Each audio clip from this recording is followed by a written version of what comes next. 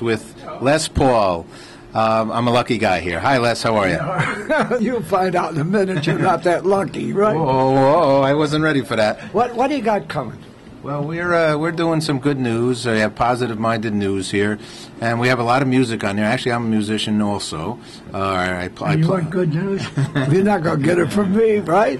Well, I think I'm going to get it from you. What would you like to know? Well, I'd like to know, one of your trademarks in the world of music and in guitar and so on, is your multi-track recordings. In other words, I called a buddy of my guitar player from my band. He said, it could be like just Les, and you hear like about 7 or 8 guitars and so on. So how did that? You sort of like were the inventor of that.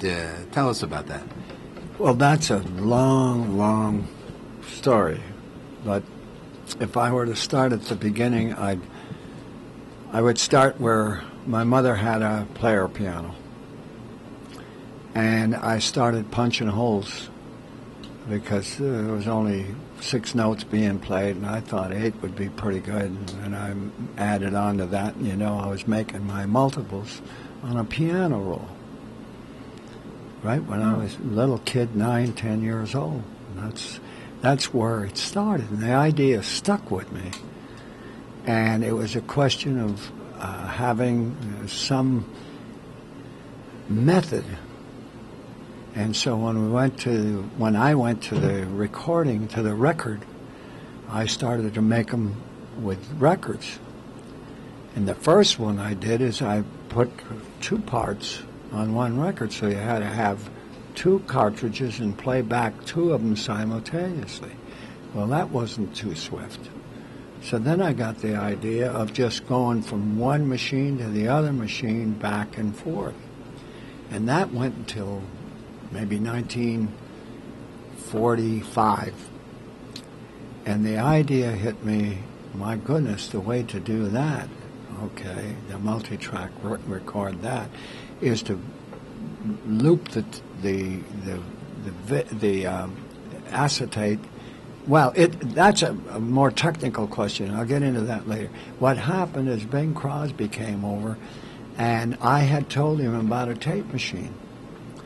So he come over and he says, "Hey, Les, I got something for you in the car." So I went out to the car, figuring we were going to get some cheese, because we're on for craft cheese, or we're going to get a Philco radio. And when he opened the trunk, there was a tape machine. And I must have had the tape machine about an hour when the idea hit me, what we could do with a tape machine. So I went into Mary and I says, pack everything, because we were on our way to Chicago. And I says, I don't have to worry anymore, because I think I've figured out how to make a sound-on-sound recording. So I told Mary, explained to Mary, driving through New Mexico and Texas and the whole 9 yards all the way up to Chicago. And Mary's saying to me, but what if it doesn't work? And by the time I got to Chicago, I was worried that it wouldn't work. Okay? So all I had drawn out was a little, the block diagram of what I was going to do with this tape machine. So I had to call Ampex and say, hey, I need another head. And I didn't tell them what the head was for. They thought I'd blown a head. Okay? But I hadn't. The idea was to get a 4th head and put it on that machine so you heard everything, then erased it and re-recorded it, and then you play it back. And with this 4-headed machine, it came into Chicago at the St. Lawrence Hotel. And I, at that time, was recovering from an automobile accident, so I was hobbling around with a cane, with a crutch, and a brace on my back and everything else, and I had a tough time getting to work. Well, to make a long story short, when the head came in, I looked in the yellow pages, and I found a fellow named Goodspeed. Okay. And so I called Mr. Goodspeed, and he says, I'll come right over with my drill. I said, "Why don't you drill a hole here and here?" And I told her what I wanted. We never did look under the console, under the transport, and we stupidly were lucky and drilled the holes in the right place and didn't hit anything. That's not because we weren't smart. We just were lucky.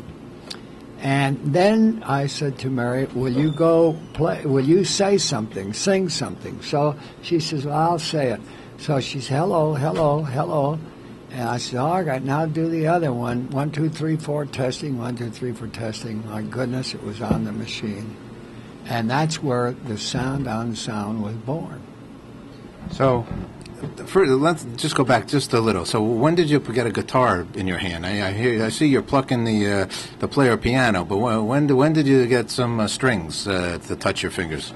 The strings that came about way back when I played the harmonica, and I'm sure that the harmonica got me through school. I've thought about it many times, and I've said, if it wasn't for music, I would still be in school. And what happened is that I said, just the harmonica alone, it needs something else to go with it. So I tried the piano, and my mother says, "Well, you're going to have your back turned to the audience, and everywhere is not a piano." So I said, "Well, I'll go to a drum." And my mother says, "Not in this house." So that's 2 down. So I went to banjo, and my mother says, "Well, that's too shrill." I went to a saxophone. She says, "Now you got something in your mouth. You can't play the harmonica and you can't talk." And we went round and around on this thing, and then finally my mom says, "Well, what about a guitar?" So I says, "Gee, that would be okay." So we bought a guitar from Sears Roebuck. And when it came in, Mother was very anxious to see what we'd gotten for $3.95, And when I took it out of the cardboard case that it came in, one of the strings hooked onto the cardboard, and it sang out, it played a note. And my mother was in the kitchen, come running in, and she says, "Lester, you're great already." And so the guitar and the harmonica, they married each other, and from there on, I just progressed from country music, from blues with the harmonica and guitar, started to sing and entertain and play, and then it just progressed. That was just a couple weeks ago, right? Yeah. If I don't look in the mirror, it seemed like a couple days ago. When I look in the mirror, I know how many. It's 85 years, yeah. Where'd you meet Mary? I met Mary in Los Angeles. And it was a cute story because I'd just come out of the program directors at NBC, and he says, "I'll give you..." I had 9 jazz shows that I was playing there every week out of NBC. And he says, "Well, I got 9 more to fill." And he says, "I wonder if you had any ideas." And I said, "Why don't you do country music?" And he says, "Well, where would I find your advice on finding some good country players?" I says, "Us." I says, "We also play country." So my quartet, Les Paul and his trio, played jazz. Then we turned around, and my guitar player picked up the violin and whatever. So the only problem I had is that I said, "Well, gee, it's the same old thing. We should have a guest on there or something." And so he says, "Well, in the budget, we'll allow whatever it is, a few bucks to go find a guest." I said, "That's great." So I walked out of NBC, and Gene Autry was just in front of me. I hollered, "Hey, Gene." He turned around and said, "Hey, Rhubarb, what's happening?" My name used to be Rhubarb Red in Chicago, and I took Gene's place when he went to Hollywood.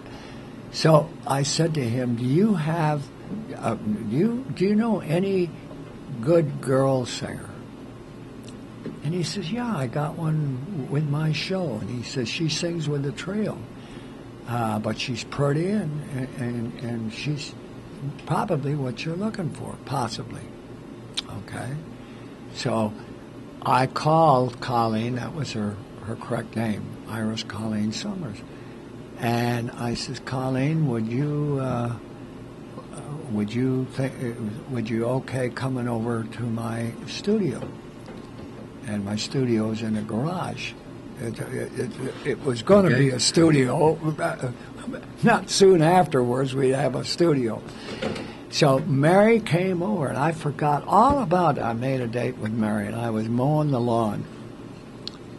And Mary said, "Pardon me, but I'm looking for Les Paul, the Les Paul studio." So I says, "Right around the back. Just follow the driveway." So she said, "Thank you," and I continued to mow the lawn. I had a Johnny Carson jacket on, and she thought I was a gardener.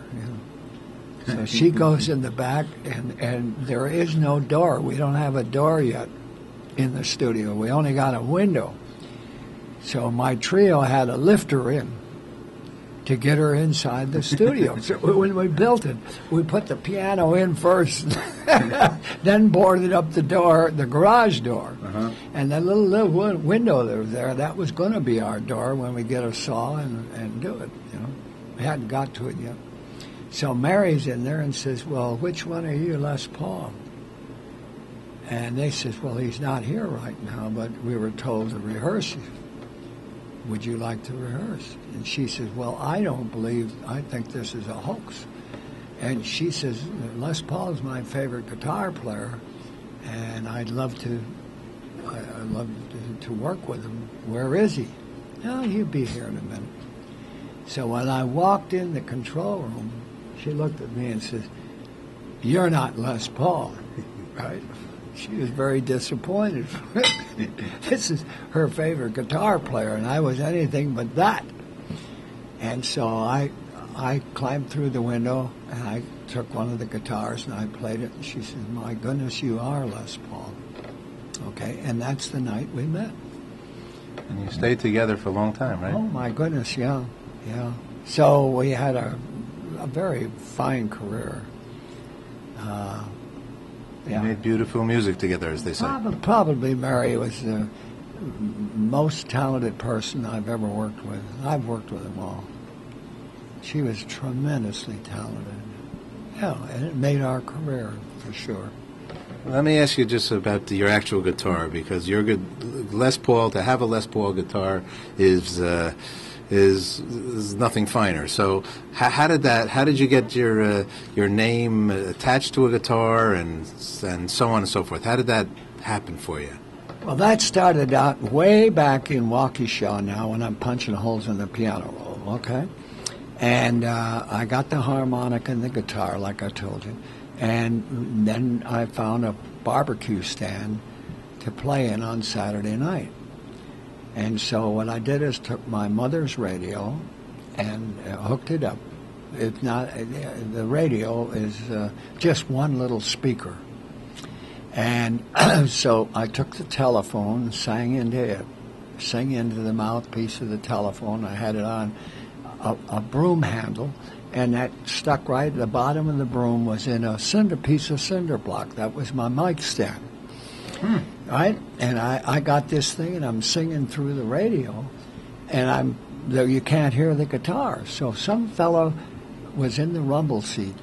You remember rumble seats? No, you wouldn't remember. My mom had a rumble seat. Okay. So, only by, osmosis. Osmosis. So what happened is that this fellow sent a note to me, and it said, "Red, we enjoyed your playing on the harmonica, but your guitar is not loud enough." So I went home and I said to Mom, I says, "You know what, I got to get another radio and put another telephone in front of it, in the guitar." "Nah, that's not so good." So I figured, well, I know what I'll do. I'll jab the needle of a phonograph cartridge, and I'll jab it in there and see what happens, okay? And that night, they could hear it, okay? And the people, well, they were much more receptive. They were honking their horns and applauding and coming up requesting numbers and everything. So for a while, I thought I'd had a winner. it wasn't long before I realized if you turn it up loud enough, you get feedback because top of the guitar is resonating and everything. So I said, well, got to do something better than this. So I filled the guitar up with plaster Paris. I chucked my shirts, my shorts, my socks. I did everything to kill that sound of the guitar. So finally I got to thinking, there's a better way of doing this. And this is the most interesting part of the electric guitar. I live near a railroad track, so we spotted a piece of railroad track about, 2 feet long. And we stole the wagon. We left the horse, no horse, just the wagon. And 6 of us dragged that wagon with this railroad track in my backyard. Then I mounted a string on it. And then I took the other half of the telephone, the part that you hear on. It's got a magnet and a coil in there. I hooked it up to Mother's radio, and lo and behold, that's the greatest sound I ever heard. Wow. So I went running to my mother, and I says, Mom, I've got it. I take a piece of railroad track with a string on it, and it's great. And she says, the day you see Gene Autry with a piece of railroad track, she blew that right out of the water. So all right, that ain't it. So I went to a piece of wood. And the wood was too soft, and it was absolutely not nearly as good as the railroad track. So I knew that it had to be something between the railroad track and a piece of pine wood. And I started experimenting with the guitars, and that's where the famous one in the museum, the Country Museum now, it's called a log. I just took a 4x4 and put a neck on it, and I went into a little club. This was in 1941 in New York.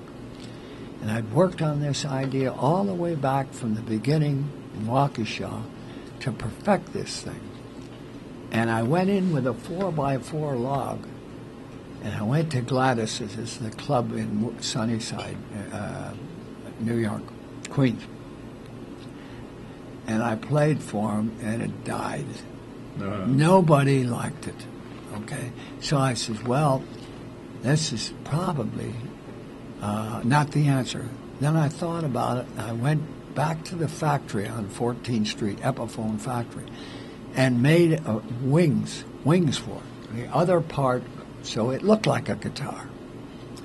Went back to the same club, and went in there, and it stopped the show. And I says, well, the people hear with their eyes. Right? Okay. Yeah, and that was the story of the solid body electric guitar. That's how it got here. And you had some, my guitar buddy said, some kind of a pickup. Humbucking.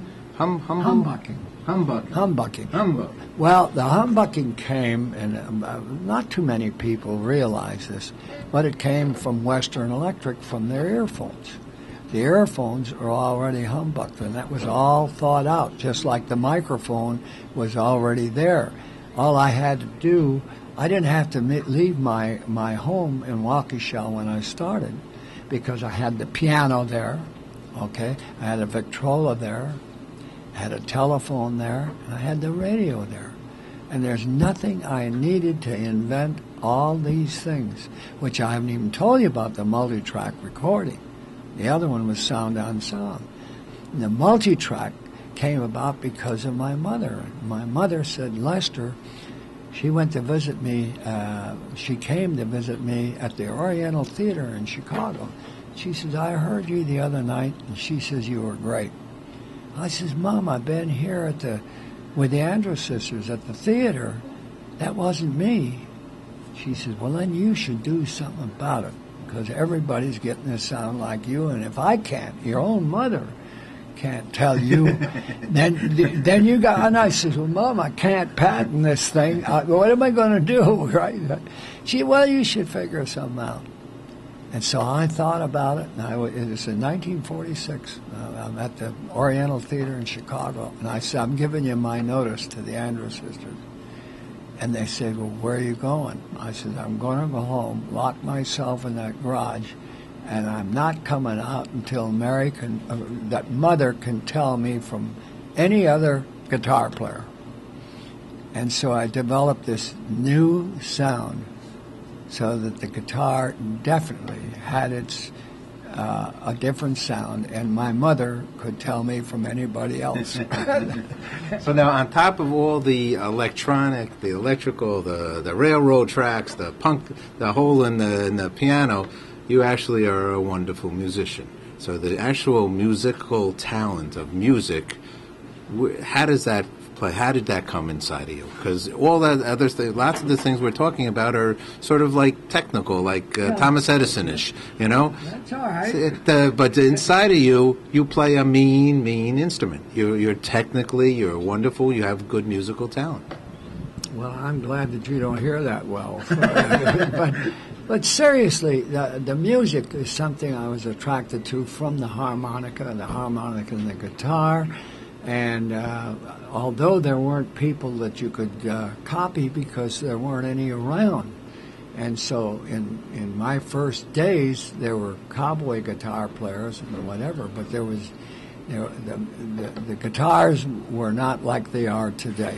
It was the beginning. So you're like a pioneer, you're a frontiersman, you're a guy that, and that made you more determined, made me more determined than ever to do something with that guitar.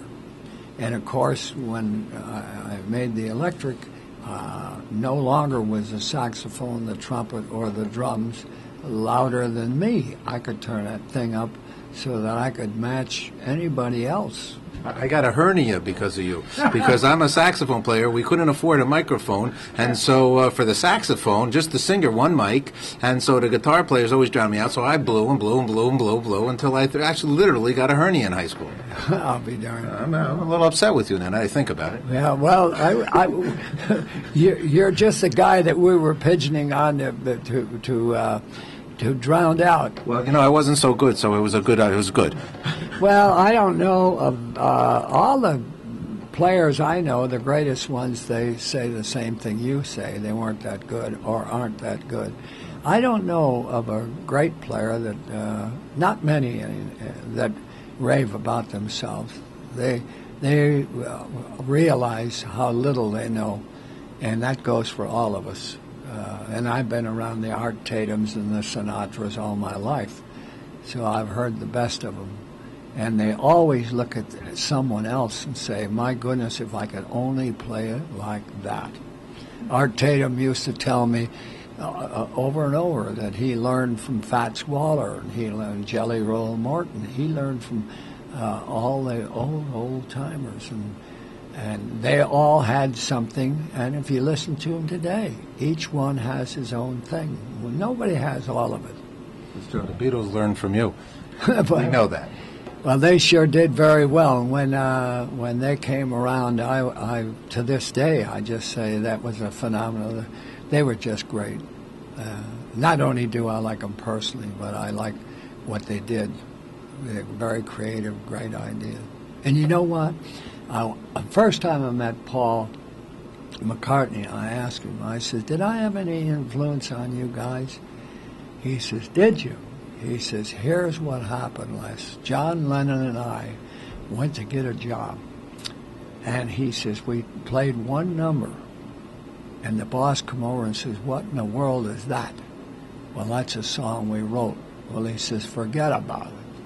He says, what you should do is something like Les Paul and Mary Ford. So the first number that John Lennon and Paul McCartney played was World's Waiting for the Sunrise. Wow. And our rendition of it.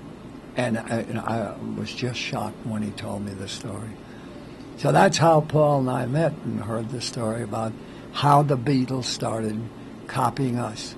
Then they says, we can't go around cloning these people. We have to develop our own thing. And they did. And it was terribly successful. And obviously, so are you. We're here at the Iridium and 63rd Street in New York every Monday night. Les is playing, and to a wonderful crowd who loves to come and hear you. We're so lucky. Heard the show yet, and that's what makes this interview good. Because you can say all these things. What do you got? Okay, Lisa, go on. We have a couple more questions. Okay, a couple more questions. The first time I met him was backstage of the Giant Stadium Bon Jovi. Yes. Do you remember? Yeah, sure. It was quite a long time ago. And then, actually, the first time I worked with you was in Guitar Legend in Seville, Spain. We took the same airplane. We worked together also down in Newark. We made... that was afterward, right? I don't know. Yeah, that was afterward. Yeah. And then you invited me to this Inventors Hall of Fame. Yeah. Could you explain to us about this award you got? Sure.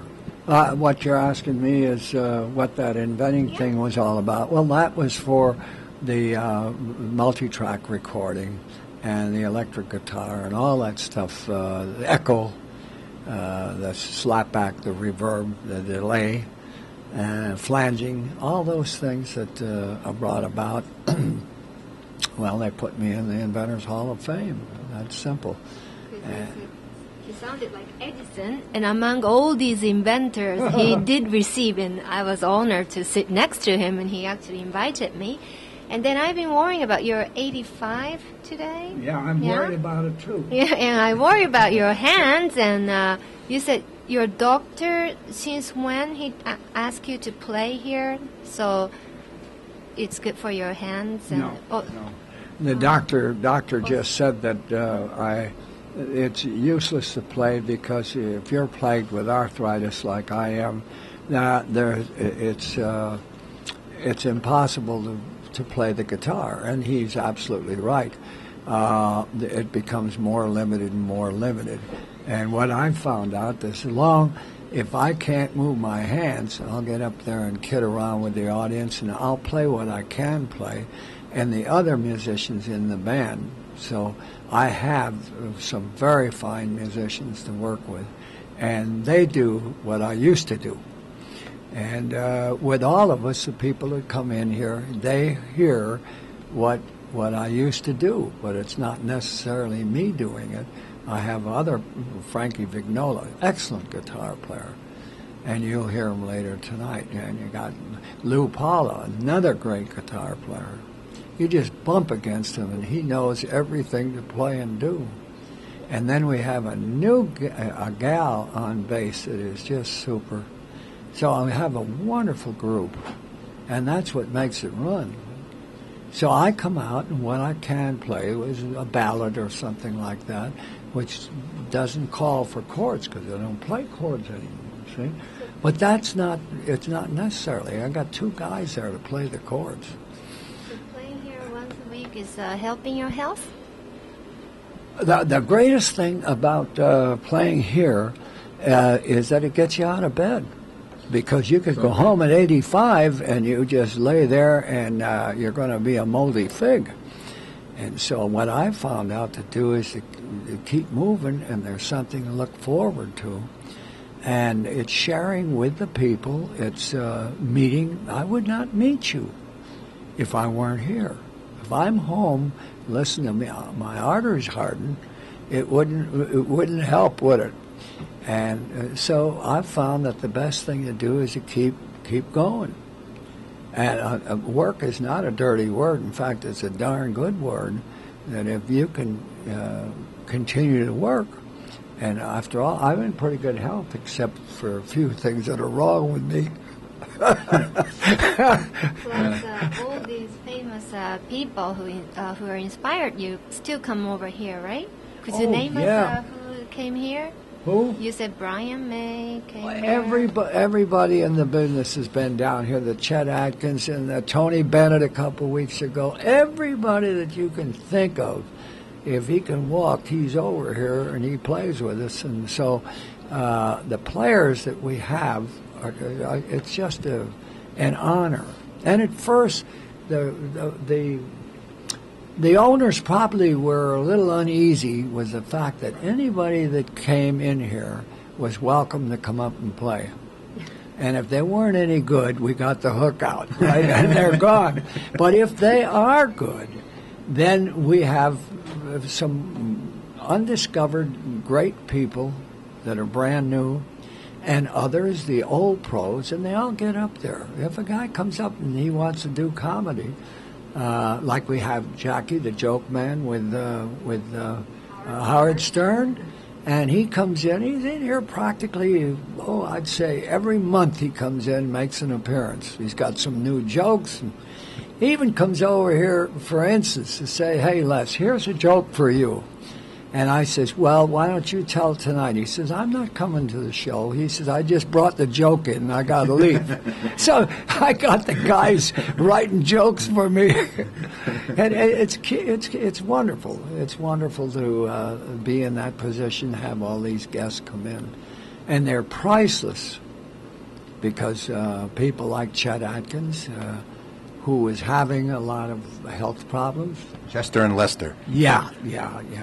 And he came over. He come over a couple times, and Jimmy Page and Richie Sambora. Everybody you want to name that is walking around has been here, and it's just great. It's just unbelievable. Yeah. So. Last question. You're sitting the first Japanese guest on the Howard Stern show here from Lisa. Yeah. I have a last question is, you once said you are who you are, Les Paul, because you're gifted, because you have a gift of the perfect pitch.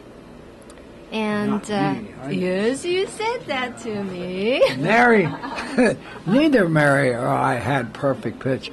I have relative pitch, but no. If I said that, I was only jesting with you. You know what that word means, jest? Yeah, but I said you do. Japanese, I don't know how you'd say jest, but that means I'm just kidding around a little bit.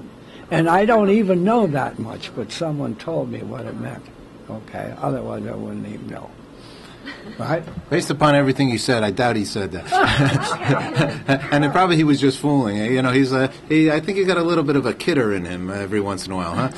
Which is good. Every once in a while. Like once every 50, 60 years. Well, when I get up on that stage, it better not be once in a while. I better have it all together. And tonight I'm not together that much anyway. Tonight I stumbled around this interview a lot more than I usually do. Well, if you stumbled around this interview, you were like perfectly coherent. I don't know where you ever think that. You were like much more coherent than me. I hope I'm as coherent when I'm 85. If I hadn't said that, you wouldn't have said those things. And that's what makes me feel real good, is the fact that you wouldn't have said them. It's what I says is, "No, I'm not doing that good tonight, so you come back and tell me how great I am," see? So it works pretty good, doesn't it? Yeah, wait a second. This sounds like a con job here. Wait a second. He's got me going here. Now, what do you mean by that? No, I know what you mean. Yeah, that's it. So, you got a jacket in. That's beautiful. Well, you deserve one. I don't know what it says on there. It says Les Paul. I don't. It does? It does say Les Paul. I'll be Do you still darned. have a museum at home? A museum. Sure. A museum at home. Oh, yeah. I have. You invited me, but it never really Well, physically you invited were me. there. No, you always just invited me. You are inviting me, but you never took me there. So we have to go, okay, sometime. See, I know when I'm ahead. She thinks it's great.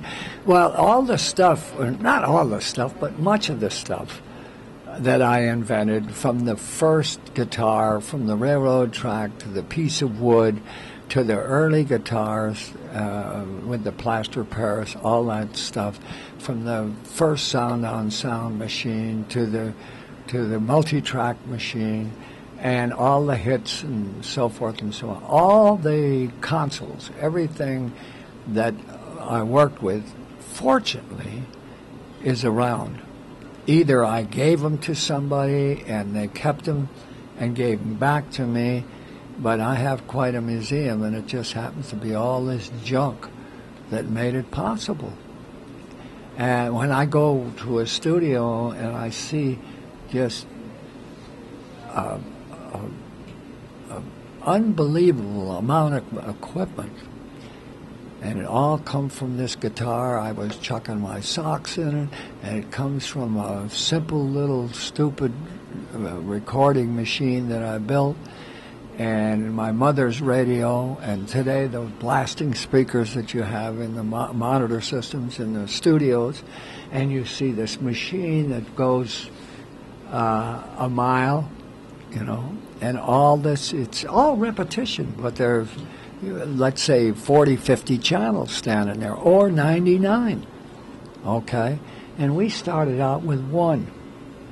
So the whole beginning of that thing starts out with all these simple things, which are the museum that we have, going to a museum, going to more than one museum. There's one, there's a guitar that went to Boston, there's another guitar in Nashville, there's another one in the Smithsonian, and they all want this equipment. And the problem is it's so large. Some of it is so large. The 8-track was absolutely, it goes from the ceiling to the floor. And then that's just one. That's the Empire State Building. And that's the record and play back the amplifiers.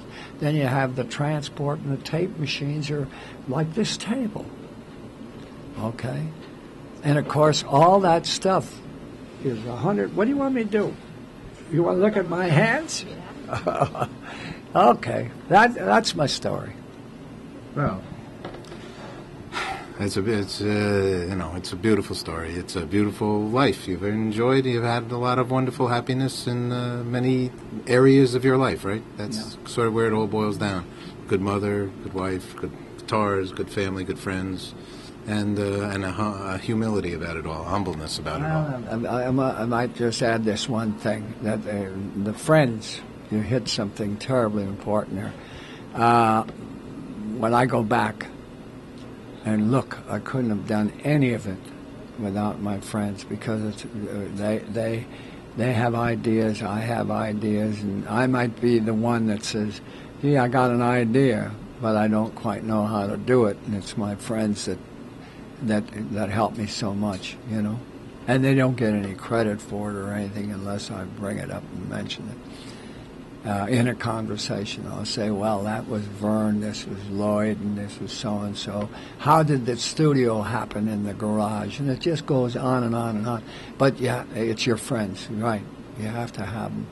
And then you have to have Bell Labs, too. You have to have the telephone and the player piano and the radio and all those things. They're not all, they're a gift, because I got them for nothing, but they were so important. Because if they weren't there in that room, I wouldn't have done what I did.